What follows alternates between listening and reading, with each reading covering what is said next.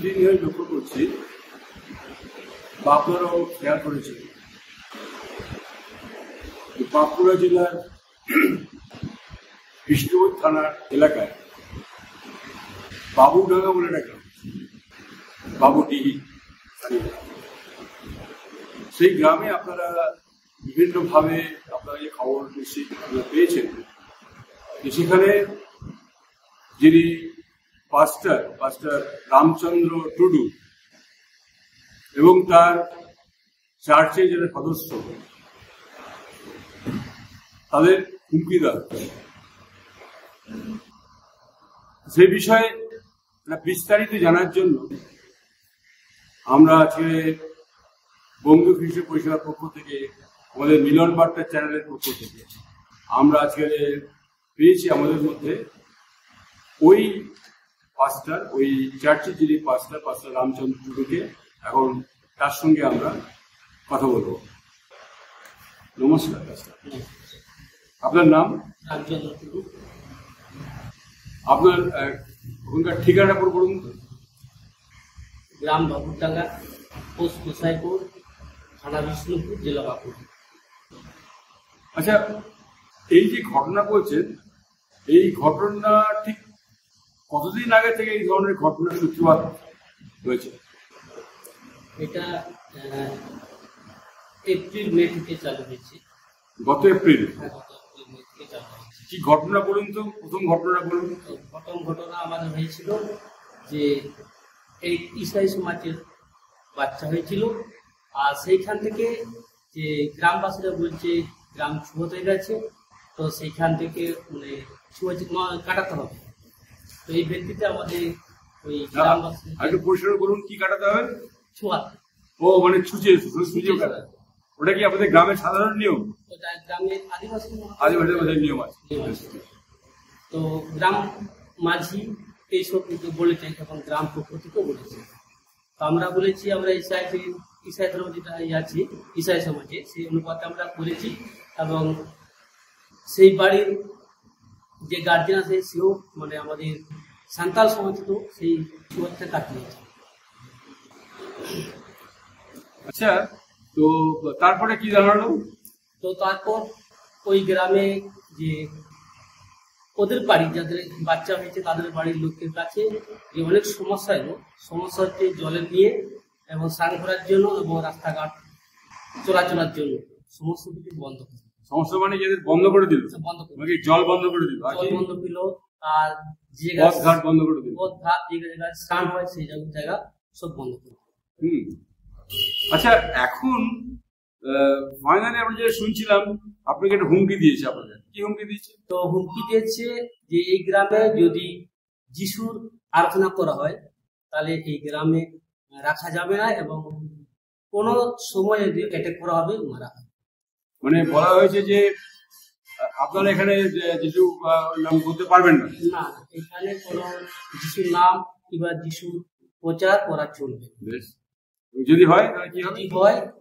তাহলে কোনো পদক্ষেপ নেই বলেছে। মানে কে বলেছে? এটা গ্রামের মাঝি। মানে কোন রকম গন্ডগোল করলে, গন্ডগোলটা করবে কারা? গন্ডগোল বলতে এই আমরা যদি প্রচার করি তারা এইসব জিনিসে আমরা বলছে যে মারা হওয়ার হুমকি দিয়েছে গ্রামবাসী এবং মাঝি। আচ্ছা, শুনছিলাম যে আপনাদের বলেছে যে হয় চার্চ বন্ধ করো, না গ্রাম ছাড়ো, সেরকম? হ্যাঁ, সেটা ঠিকই। তো এই নেওয়াটা বলেছেন গ্রামবাসী, বলেছেন নয় যিশুকে ছাড়ো নয় গ্রাম ছাড়ো। আচ্ছা, কদিন আগে শুনছিলাম নাকি আপনাদের একটা সালিসি সভা হয়েছিল, সে বিষয়টা বলুন তো, কি হয়েছে ব্যাপারটা? তো 6 জুলাই সে ঝামেলা হয়েছিল, সালিসি সভা হয়েছিল। তো সালিসি সভা কোথায় হয়েছিল? সালিসি সভা বাবুরডাঙ্গা। কারা কারা কে ডেকেছিল? গ্রামের মাঝি এবং মাঝি মাডোয়া থেকে এসে। মাঝি মাডোয়া কে এখন মাঝি মাডোয়া উনি আছে এখন শ্যাম মান্ডি। শ্যাম মান্ডি কি মাঝি না, ওইটা গ্রাম জেলা পরিষদ বলছিল। আর গ্রামের মাঝি হচ্ছে কঙ্কা মুর্মু এবং লক্ষ্মীরাম মান্ডি। জেলা পরিষদ মানে কোন জেলা পরিষদ?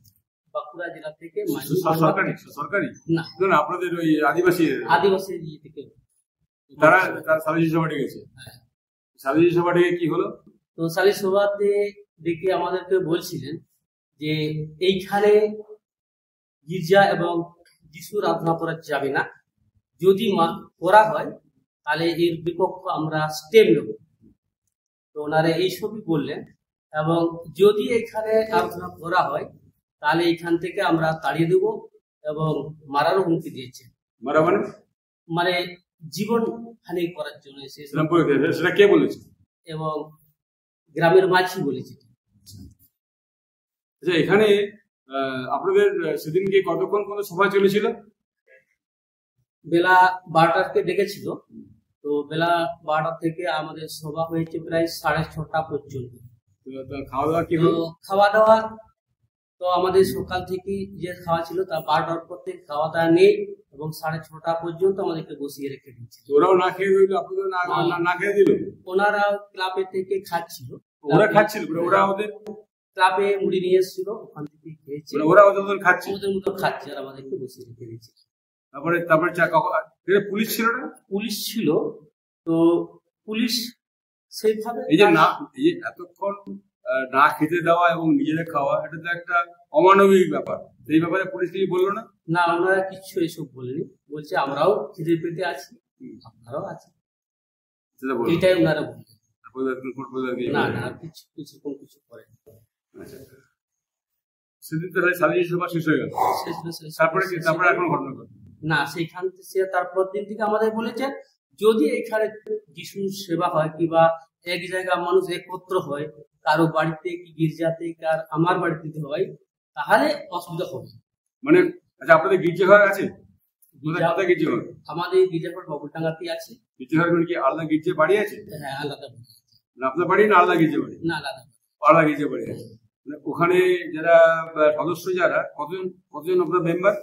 আমার মেম্বার 105-এর মতন আছে। সবকে ওই গ্রামের মানুষ? ওই গ্রামের না, ওই গ্রামের আশপাশ থেকেও আসে, বিভিন্ন গ্রামের লোক। ওরা রবিবার দিন চার্চে আসে? রবিবার দিনে চার্চে আসে, অন্যান্য দিনে আসে। ওই চার্চে করতে যাওয়াতে আপত্তি হচ্ছে। তো ওনারা বলতে চাইছেন যে ওই গ্রামে যে আমাদের সান্তালদের আমাদের ঠাকুর যেটা আছে, সেই ঠাকুর আর খ্রিস্টান ঠাকুর দুটোতে মিলিয়ে মানে এক জায়গা হয়ে যাচ্ছে। তো ওনারা দ্বন্দ্ব নিজে নিজে লেগে যাচ্ছে, আর ওনারা দ্বন্দ্ব লাগার কারণে যে আমাদের মানুষের দ্বন্দ্ব লেগে যাচ্ছে। তো ওনারা এই কথা বলতে চাইছে। তো এর জন্য বলছে আমরা ওখানে গির্জা করতে দেবো না, এবং আমাদের যতদূর চোখ যায় গ্রাম থেকে ততদিন ওই এলাকার মতো করতে দেবো না। ওই যে গির্জা করতে দেবো না বলছে, বা মানে আপনাদের বলছে ধর্ম প্রচার করতে দেবো না, কি কেন? আপত্তিটা কোথায়? আপত্তি ওরা বলছে নেই, আমরা করতে দেবো।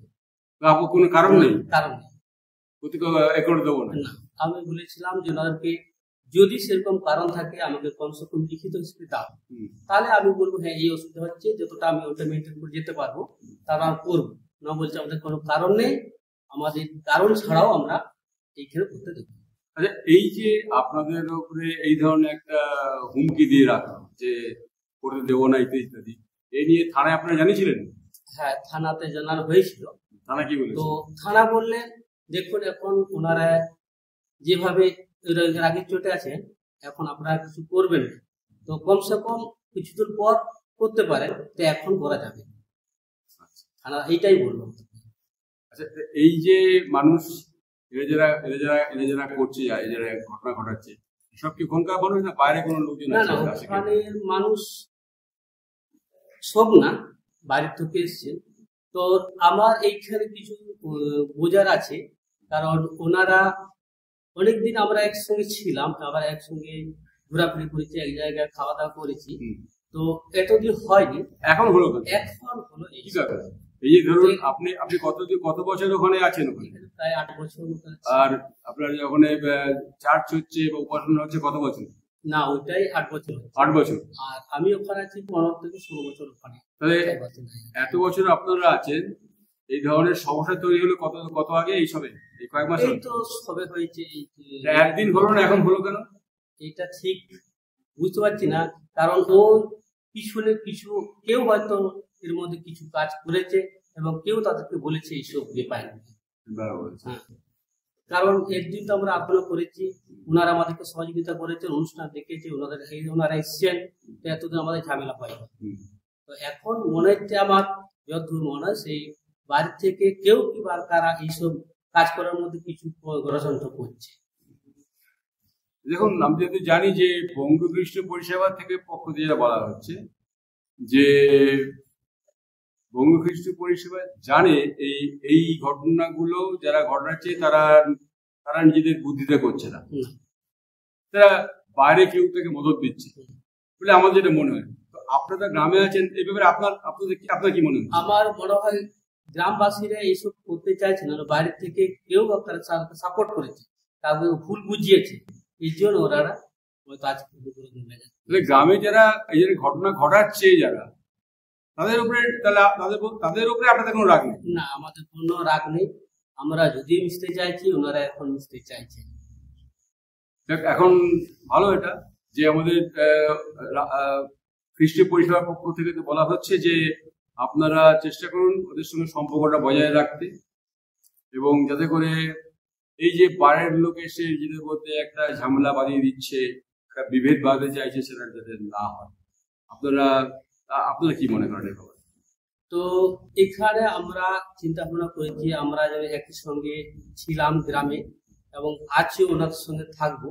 ওনাদের কাছে আমাদের রাগ এতটুকু নেই, আমাদেরকে যে পরিশ্রান্ত করলো তাতে আমাদের কোনো অভিমান নেই, যে আমরা যেন একই জায়গায় থাকবো, একই গ্রামে সুন্দরভাবে জীবনযাপন কাটাতে পারি।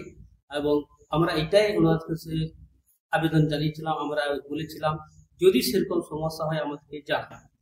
তো ওনারা বলছে কোনো কারণবশত আমরা কারণ নেই, তবু আমরা এখানে। তো এই ব্যাপারে কি আপনারা প্রশাসনকে কিছু জানাবার কথা ভাবছেন, যে যাতে করে তারা মধ্যস্থতা করে আপনাদের মধ্যে গন্ডগোলটা মিটিয়ে দিয়ে আগেকার শান্তি সম্প্রীতি যেন ফিরে আসে, তেমনি কিছু ব্যবস্থা করা? তো এখানে প্রশাসনের কাছে আমাদের আবেদন তো আছেই, তারা আপনারা এই সমস্যাটা সুন্দরভাবে সমাধান হয়ে যায় এবং একই সঙ্গে যেন গ্রামে মিলেমিশে থাকতে পারে। তো এইটাই আমাদের বলার অনুরোধ। আমরা শুনলাম আমাদের রামচন্দ্র টুডু পাদ্রীর কথা। তো এটা একটা বিচ্ছিন্ন কোনো ঘটনা নয়। এই ধরনের ঘটনা বহু বছর ধরে এই রাজ্যে বিভিন্ন প্রত্যন্ত অঞ্চলের মধ্যে হচ্ছে। অন্যান্য রাজ্যে তো হচ্ছে বটেই, কিন্তু এই পশ্চিমবঙ্গেও ভেতরে ভেতরে বহু অঞ্চলে হচ্ছে। আমরা জানি যে আমাদের মুখ্যমন্ত্রী বলেন যে ধর্মবিশ্বাস নিজের নেই। তো আমরা সবাই চাইব যে বিষয়টি তার নজরে নিয়ে আসে, কারণ এই যে সমস্ত ঘটনা প্রত্যন্ত অঞ্চলে হচ্ছে, এই ঘটনা হচ্ছে এগুলো যাতে করে আমাদের মুখ্যমন্ত্রীর নজরে আসে এবং এই ব্যাপারে তারা যেন হস্তক্ষেপ করেন, এবং এই সাধারণ মানুষ যারা চায় না যে তাদের নিজেদের মধ্যে ধর্মের নামে কোনো বিবাদ ইত্যাদি হোক, তারা চায় একসঙ্গে মিলেমিশে থাকতে। আর আমরা তাদের সঙ্গে একমত যে আসুন সবাই মিলে আমরা চেষ্টা করি যে এই সমস্ত মানুষেরা তারা যেন একসঙ্গে একযোগে মিলেমিশে যেন থাকতে পারে।